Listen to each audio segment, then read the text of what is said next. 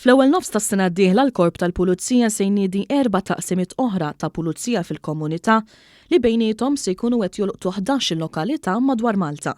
Dan ħabru l-Ministru għas-Sigurtà Nazzjonali Michael Farrugia fejn spjega li wara s-suċċess tal-proġett pilota illi sar fil-Mellieħa, issa l-korp ħassi l-ħtieġa li jkompli jsaħħaħ dan il-kunċett.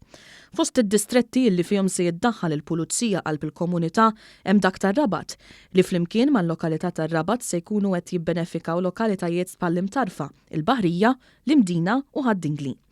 Farrugia sostna li bis-saħħa ta' dan il-proġett il-Pulizija qed isiru jafu aktar lill-komunità li jkunu qegħdin iservu fiha. Il-community policing fejn għandek persuni illi ħajkunu qegħdin iduru fih dan il-korp tal-Pulizija jiltaqgħu mar-residenti, jisiru jafu l-residenti u residenti jisiru jafu lilhom bħala parti mill-istrateġija kontra il-kriminalità.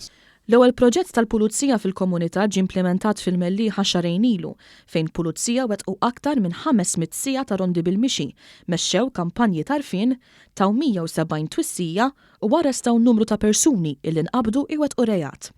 Bħala parti mill-proġett, il-Kunsill Lokali tal-Mellieħa kien offra uffiċċju fil-bini tal-Kunsill li fih ċittadini jistgħu jmorru jitkellmu mal-Pulizija.